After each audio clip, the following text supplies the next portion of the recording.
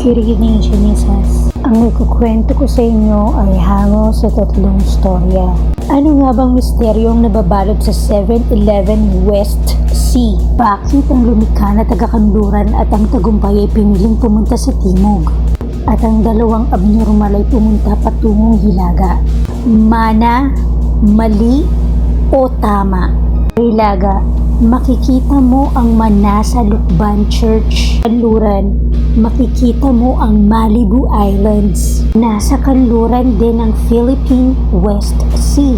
Sabi ng lumikha at natagumpay, tara, kumain muna tayo sa 7-Eleven bago tayo magpatuloy sa paglalakbay patungong timog. Sabi ng lumikha, this is the road that we need to take. Pero ang tigas ng ulo ng tagumpay. Sabi niya, hindi, ako ang tagumpay at makikita natin ang tagumpay sa silangan. Kaya ang kinahantungan niya ay kamatayan.